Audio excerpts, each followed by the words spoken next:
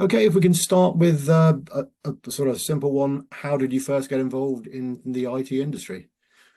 Rather embarrassingly, slightly by accident, but I hear that's quite common. I did history at university, and I left knowing what I didn't want to do rather than what I wanted to do. And unfortunately, with someone for a history degree, I didn't want to teach. I didn't want to work in the civil service, and I didn't want to work in the public sector. So that left me with a lot of transferable skills, as all of the prospectuses told me I would have, but not a huge amount of idea of where I wanted to go. And so I really wanted something fast-paced where I could see I could make a impact. And so I took an initial job out of university, which was in operations for a medical company. And I loved the purpose, but I didn't quite fit with the company culture. And that really opened my eyes to the power of working in an environment where your values align with the values of the company and the mission. And after a little while, I figured out it wasn't really for me. But I did have a former colleague there who had just started an exciting job at Microsoft. And she really opened my eyes to what a career in tech could be and how there were all sorts of roles. And you didn't need to know how to code to work at somewhere like Microsoft. And she made an introduction, and I was fortunate enough to land a role in the Dynamics team at Microsoft to begin with. Started out in sales support and really learn my craft and learn about the art of the software sales cycle and marketing and through partner and all of that great stuff in that team in Microsoft back in sort of 2006, 2007. And I just loved the innovation. I loved the higher purpose and how technology could serve all sectors of society, from small businesses all the way through to groundbreaking research and areas of government. Okay, and so from joining, I mean, you started, it sounds at the top almost if you were at Microsoft, but from joining them to where you are today at Pax8, were there many stops along the way, or yeah, Oh, just yes. arrive at Pax8? Oh no, I've had quite the squiggly career along the way. So as I said, I started in sales support at Microsoft, but really got the bug for marketing. I was really fortunate enough to be supported through mentors there, and I did my Chartered Institute of Marketing at Evening College and got the opportunity to work in a partner marketing role in the team. And I really loved working directly with Microsoft partners and agencies to produce campaigns that would drive lead generation, really help them, serve customers and grow their business as well. And I did that for a while. And then I had an opportunity to move on to Vodafone, where I worked both in sort of SMB channel marketing with the teams in the contact center there, and then in go-to-market, so building out new products and propositions that would launch then. But I had a little itch that needs to be scratched, which was I really wanted to join a startup after sort of being on the sidelines, vicariously enjoying the SMB journey through big companies like Microsoft and Vodafone. I really wanted to jump into a tech startup and see if I could help build something from the ground up. And I was very fortunate enough to get the opportunity to do that at a company called Wirehive back in 2013. And I joined as head of marketing. I was department of one, so I was in charge of myself as well as all the marketing. And it was really wonderful to build up that practice. And that was really where I saw the power of culture, the power of how if you build a values-driven company that's got a great product to market fit, right, that's identified its niche, understands the customers it wants to serve, and really values and invests in culture and people, like you can get a 10x quality person to join your company and work with you for not 10x the price. And it was just such a wonderful environment to work in. Such camaraderie. Everyone was really focused on the goal. Everyone pulled together as a real team. No politics, real focus. And through that, I learned a lot about marketing, But I learned it was like the MBA money couldn't buy, I always say. I learned a ton about running a business. I was fortunate enough to be on the leadership team, sit in the board meeting every month. I knew every inch of that P&L backwards and forwards. And I was given the opportunity as the company grew and the founders wanted to focus more on growing the business in the future state to become one of two managing partners and expand my remit from just marketing to operations, IT, people as well. So I got to sit across the broad spectrum. Anything that was sort of like the voice of the business, the internal workings, that fell under my portfolio, and I learned so much. And it helped me realize that what I really enjoyed was the running of the business and really supporting, creating the environment where people could flourish and do their best work. It was, it was never about being, oh, now I need to be really great at finance and now I need to be really great at IT because this sort of falls under my remit. It was, how can I create a space where these brilliant people we've hired who are great at finance and are great at IT can do their best work? Okay, and then so you were there for a number of years and I then came was. to Pax And 8, then, or was there another stop along the way, or well, Pax8 acquired Wirehive. okay. So Pax8, Wirehive, sorry, was Pax8's first international acquisition back in 2021. So when Pax8 decided that the model they had in the US was super successful and was ready to go global, they started looking for an acquisition in Europe to begin their global expansion, and they picked Wirehive as their first acquisition, and so was privileged enough to join the team there and be part of the frankly rocket ship growth we've seen in the UK and then onto Europe over the last 3 years. Okay, and in terms of your current role at Pax 8, what are you doing there? Is it the same as you were doing previously, or you've taken on different or additional responsibilities? Yeah, so now I have the absolute privilege of specializing in people and culture. So when we first started at Pax8, I was VP of operations, which was a lot of helping getting the entity started and getting set up and supporting our fantastic sales team and support team, getting the ball rolling. But after about 9 months, when I sort of hired a lot of specialists to do these roles, I had a choice to make. Do I sort of stay in the operations space, keep being a generalist, or and hire someone to do the people role? And I realized I didn't want to hire for that role. I wanted that role. And very fortunate to have the support of the leadership team to step into that space and really focus all of my energy and efforts on building an amazing place to work that can attract and retain great talent and build a community of people who really want to serve SMBs and serve partners and take the concept of what we used to call distribution to this new marketplace model and take it to the wider market. Okay, and in terms of any challenges you might have experienced along there, I think you mentioned the first company you were in, you enjoyed it, but the culture wasn't quite, in line with your own.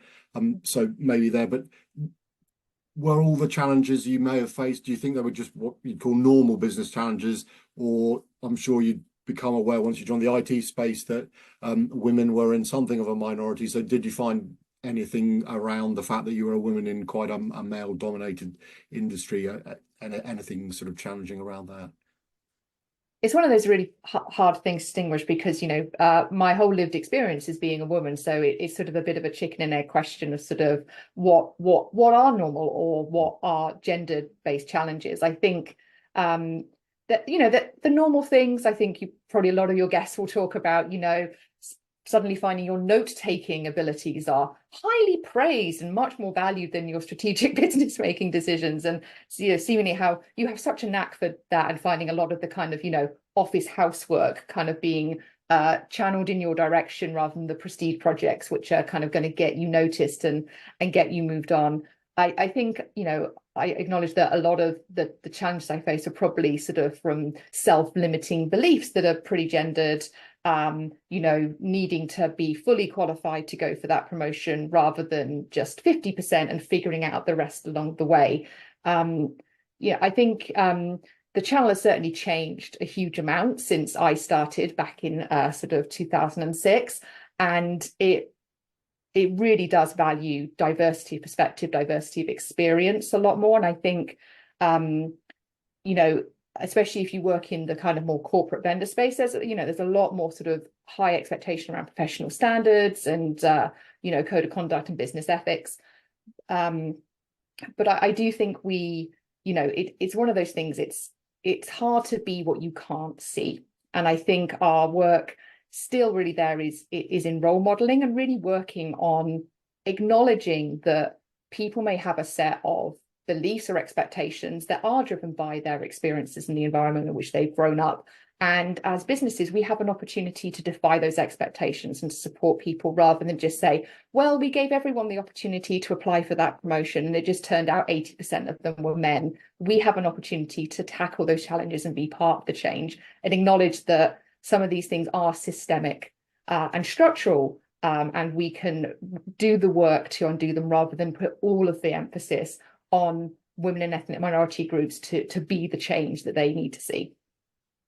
Yeah, and along the way, have you bumped into some useful role models and or mentors that have helped you, again, whether it's specific sort of equality-based challenges or just generally helped you develop your career? People have helped there, I guess. Absolutely. I have been so fortunate with mentors throughout my journey, people who saw something in me and gave me the opportunity to try out new things, to give me the benefit of their wisdom and experience, and to advocate for me in rooms that I wasn't in at that time, to help me find those opportunities and just give me general guidance and coaching. And frankly, a lot of the time, that belief and confidence that I could do it, even if I didn't have that in myself yet. So I was very fortunate at Microsoft to have some great mentors, both women and men, in the leadership team there, who really supported me and gave me opportunities, and great leaders as well, who were leaders and mentors to me as I came up through Vodafone, and sort of just being given the trust of three founders at a small startup who, everything was on the line for them at that business. Just having that trust and faith placed in me was hugely empowering and inspiring. The other thing I also think is really valuable is external networks. So networking with industry groups or other people who do similar roles to you in different organizations. The outside perspective is so important. It's really easy when you're in an organization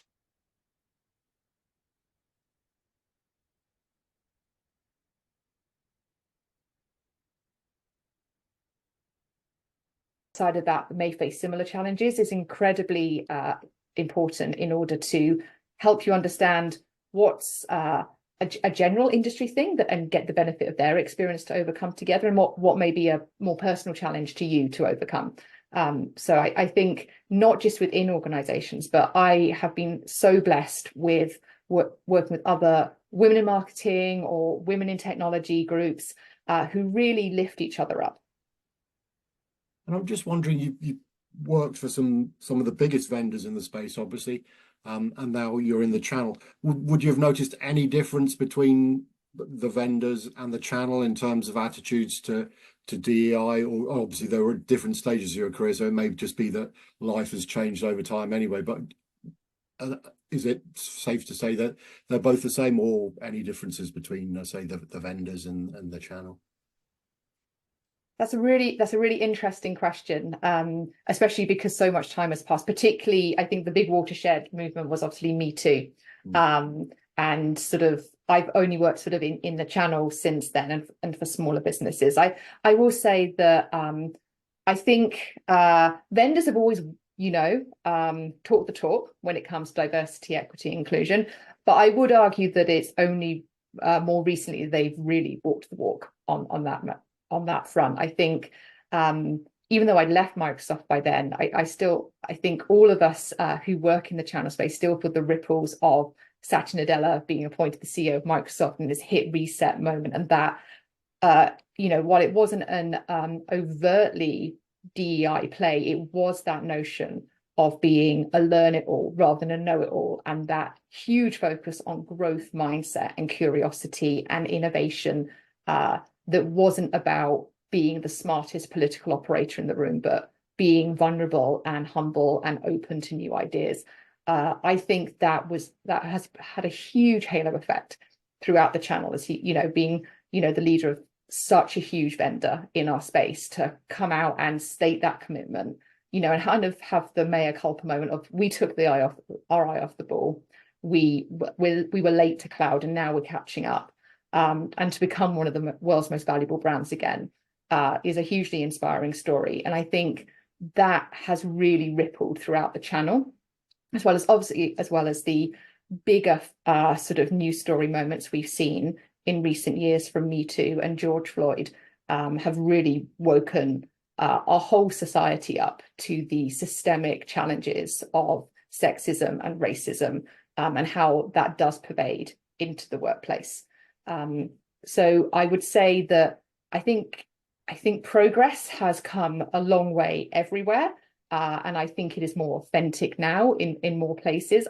I do think, as a general rule, if you work at larger organizations that have more of these kind of corporate governance structure that can hold people to account and have the resources and education, and the experienced people to say, this is how you do it, this is how you operationalize this is how you don't just make it a mental health week slogan poster, this is how you don't just make it a Women's History Month flash in the pan, where you really bed that in every single touch point of the operating model of the business. Yes, it is a little bit easier, but what I love about the channel is everyone is so open to learning. And if you think about, Tech Tribe meetups and those other organizations where founders of MSPs are looking to learn from each other, and they absolutely get that culture is a competitive advantage. And they're not just building lifestyle businesses, they are trying to build inspiring workplaces that they can attract great talent and really make a difference in their local community, of where people work. So I think the halo effect has been huge across the channel. And in terms of, if it's possible to say where it is now and where it needs to be, over the issue of DEI, I guess, is there far to go, do you think, or bear in mind what you said, it sounds as if it's on the right path, but I say, just where do you think it is where it needs to be? And are you encouraged by it, or are you still a bit frustrated that progress isn't maybe as rapid as it might be? Yes, it's always important to be grateful and to look back and see how far you've come. But equally, I've been in this space longer than I will care to admit, and there's still so much further to go. And I'm a naturally impatient person as well. And it's, stuff that I think people agree on an intellectual level, that doing the hard work to make the actual change does really take time. And I think, there's been some slightly concerning statistics from the UN around, if we did nothing, if we kept on the same path, the time to get to full gender equality is getting further away rather than closer. I think we've become a little bit complacent in recent years. And, yes, we have come far. And my gosh, as a woman, would I want to be born at any other time than now? No, of course not. We enjoy so, much greater awareness, allyship, rights. Our lives are so much better, but there is still much work to do. And I think when you sort out some of the big thing, the big things, it is illegal to pay men and women to do the same job at different rates. That's fine, but there is still a gender pay gap. So there is still much work to do, and it's the harder work. It's the structure. It is the gendered assumptions. It's our own unconscious biases that we all have to work on and dig into. And it's the place that requires us to go to some personal discomfort in perhaps privilege that we enjoy, that we may not be aware of, or we may be reluctant to give up, or really look to dig into what that means. So it's like the final mile of the race is often the hardest in terms of the work we need to put in to get there. And in terms of your own experience, I mean, are there any sort of lessons you think you've learned that are valuable to share in terms of your own journey, and or what you've seen at the companies you work for, bearing in mind what you've just described, what kind of activities work well to promote equality, DEI, and overall? It'd be good to understand. Yeah, so there's so many things, and there's no perfect companies, just like there are no perfect people. But I think when you have a few things in combination, you stand a really good chance of making change. So the first thing is an open and curious leadership team. So much of this starts at the top. So really people being willing to be wrong or have their mind changed or their eyes opened to structural discrimination, unconscious bias, assumptions that are coded in gender or racial stereotypes. That is a hugely important starting point. And a leadership team that's a true team, that are there to drive the good of the business, that can have those difficult conversations with each other, that value each other's perspective. That's a really important starting point. And from there, it's having that team who will role model the change they want to see and the change they want to be. All of the research shows us that leadership role modeling, particularly executive leadership role modeling, is the biggest contributor to progressive change in organizations, or any type of change that you would like to see in an organization. It really does start at the top. And it's not just performative, right? It's not that kind of, oh, I must be the best person I can be. I must be perfect about, gender equality and pronouns and being up to date. Those things are really important. It is incumbent upon leaders to educate themselves and be part of the conversation. But it's so much more important that leaders are authentic and they can hold their hands up and say, I got it wrong. I was misinformed. I didn't realize that. I learned something. I now know this. That is so important. It's because people can see if people are putting on an act. They can tell if it is slightly performative or someone's trying to be the perfect ally. What everyone is looking for is authentic connection and leaders who can be vulnerable and say, you know what? I didn't realize until today that was how I thought about that, or that was I had never experienced that because of the color of my skin. That is what is truly powerful. So that's a big piece of the puzzle. The other side is then investing in it. If you care about something, you've got to invest in it. And that is everything from supporting things like employee resource groups to, who can be that grassroots voice and really, not just support them with money, but support them with time and executive sponsorship and give them space in your organization to talk about the issues that concern them and educate people to build a network of allyship. Investment also in things like,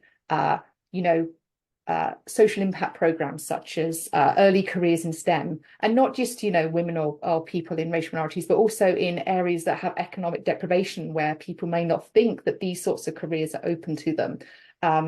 That's a huge part. And then really investing in talent recruitment processes that will allow you to find the best quality people and not just rely on the tick box exercise of, do you have a degree from one of these universities? Do you look like this very typical person we would find that we think can do this job? And really invest in the talent team who will go and be able to dig and mine and find those fantastic people who have the aptitude and attitude and are just so willing to learn all the skills that you need in the organization. In order to flourish and kind of drive that innovation and drive a true diversity of voices and perspectives in your company. And I'm also wondering, bearing in mind you've obviously had a particularly successful career within the space, do you feel it's incumbent upon yourself to be an active participant and something of a role model for others coming into the industry and as you say, walk the walk as well as talk the talk? And do you enjoy having, if you like, that responsibility? I definitely feel the responsibility personally. I think a lot of people do who sort of manage to pull themselves up or make it to a place where they didn't expect to find themselves at the start of their career. But what I say is it's incumbent upon all of us. We all have a responsibility to build the society that we want, and that is equally true in our workplaces. If we are all, which I truly believe, not just from my own value system, but from every single person I meet who joins us at Pax8 and who tells me that the reason they joined was, one, the culture, and two, the chance to make an impact, is people are looking for purpose and meaning in their work. People are looking to join a community of individuals who aren't all clones of them. They certainly have a common value system, but who they have a connection with, and they will be challenged or be able to grow with these individuals. If it is true that people are looking for that, then we all have a responsibility to be part of building that community and being the change we want to see, and caring enough while we're in that community to fight for the culture, because it's not always easy and people are gonna get it wrong. And I always say, I never mind about complaints. I will take complaints all day long. It's silence that terrifies me, because the minute people go silent, they've stopped caring, they've stopped fighting for the culture. And it's not something you can do as a leader of a people function by yourself. It is absolutely a grassroots community effort. My role is just to try and create the environment for it to flourish as well as it can. And I'm wondering as well, do you find it slightly surprising that more, if not all, companies don't fully embrace the ideas behind DEI, in the sense that, if you've got that kind of organization, it's surely going to help you much better to engage with as wide a possible customer base, whereas if you've only got a certain type of employee, you're potentially not going to appeal to quite a large audience of potential customers. Just your thoughts as to, clearly what you've said is, makes complete sense, but even if companies just did it from a business point of view, surely DEI makes sense whether or not they sign up to the sort of the moral framework behind it, I suppose, is what I'm saying. Yes, it's one of those very interesting things that when you have a moral conviction that you later prove makes really sound financial sense, you kind of look around and go, what more do we have to do for everyone to agree this is good? It's a bit like kind of, in our world, like, wow, there were and there still are people who believe the earth is flat, in spite of all evidence to the contrary. And yes, I think while it is surprising, I think surprise and kind of intellectual indifference to that doesn't help bring the change, because you want to bring everyone along with us. And I think often when perhaps people don't see it, it's more they fear, they don't understand it, so perhaps they fear it a little bit. And there's a wonderful saying which we use a lot in Pax8, which is growth and comfort cannot coexist. And I think sometimes people like the comfort, they like the familiar and the predictable. And even though they are driven by success, they're in their comfort zone. So they hire people who look like them, or look like the people they already have that they know do a good job and they get along well with. It's really, some people aren't perhaps aware of, or they are perhaps unconsciously shying away from the inner work that they will have to do to be more receptive, or perhaps change certain attitudes or ways of working to have access to an amazing, diverse pool of talent that will help their organization grow, appeal to more customers, drive innovation. But I think it will become very quickly a survival of the fittest type situation. We know in this space, we're all about innovation. That's what the channel is about. It's about driving innovation and putting that technology in the hands of the 138 million SMBs that exist worldwide, for 99% of businesses who are looking for cloud technology to help them achieve their goals and their higher purpose. And that is only possible with a real innovator's mindset. And it is getting to the point where best idea wins. But from both a market competition point of view and from an employer point of view. So I think we will see that, to carry on the analogy, that, survival of the fittest isn't about the strongest, it's about those who are most willing to adapt. And if people are not willing to go outside of their comfort zone and adapt and see a different perspective, I don't think that they will be, they certainly will be as successful as others in the channel who are really embracing a diverse workforce, and building a true community of people who can challenge and participate in a culture. But I think if we were to look forward 50 years, will those businesses exist? Probably not. And that's possibly a good sort of into my sort of final question. So if you had a magic wand and could change a couple of things in the channel whether it's sort of DEI related or just more generally, are there things that frustrate you as you look at it now, or is all well and in the right direction? Yeah, just what you think the channel might do better. Well, there's always opportunity for improvement. I think most of us who work in this space are wired that way. We're always seeking opportunities for improvement. I think, the channel is an incredibly exciting place to be right now, especially. I remember when I started at Microsoft a couple of years in, they just thought BPOS. If you remember that, the precursor to Office 365, Business Productivity Online Suite. And that was a time when so many of us in the channel were sort of addicted to these, multi-year licensing deals and upfront revenue. And just, since then, where are we sort of, 15 years later, we are all on consumption-based per user, per month licensing with flexibility. And that, wasn't for the benefit of people in the MSP space or people in the vendor space. That's all about the customer benefit and how we can really democratize that technology. And I think I remember now like sitting in like meeting rooms around when we were introducing this new model and we're like, oh, it's never going to take on. The partners are never going to buy this. There's not enough margin in it for them. They're going to have to completely change their business model. And yes, they had to, but they did very successfully, and are now thriving and are now really driving a higher purpose around supporting the SMB space to get technology into the hands of today's and tomorrow's innovators, to put it to use that vendors and even us in the marketplace space can't even imagine yet. So I think I'd really ask us in the channel to keep, to look back and think about what we used to believe was true and fundamental and what these changes we thought would be so hard and so impossible, and look how quickly we did it, and have a little faith and back ourselves and lean in to the hard change, because it is so exciting where we are right now. At Pax8, the excitement is really palpable as we enter a new phase. We've got a new CEO. We are on the next chapter of our journey where we are building the tech marketplace that is going to not just serve the SMB, but make sure SMBs come out on top in this technological arms race, in this spirit of democratizing technology, to put it in the hands of the innovators and the dreamers and people who have come up with the idea of, the next iPhone that we can't even conceive of yet.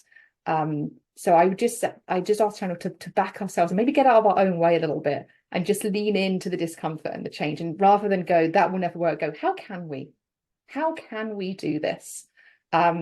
So that's my general piece for the channel, and I would apply that to all of these issues around DEIB. I think let's not be so afraid of getting it wrong, rather than thinking, oh, I don't want to say, now we have awareness, now we understand the value and the moral imperative around diversity, equity, inclusion. Rather than worry about getting it wrong, say, how can we? What could this look like? And I guess believe that we will be given the grace and space, if we don't always get it right, to learn and try again. Okay, I mean, we covered a lot of ground and it's been some fascinating insights from yourself in so many ways. So, Chloe, I really appreciate the time you've given me. Thank you very much for Sure.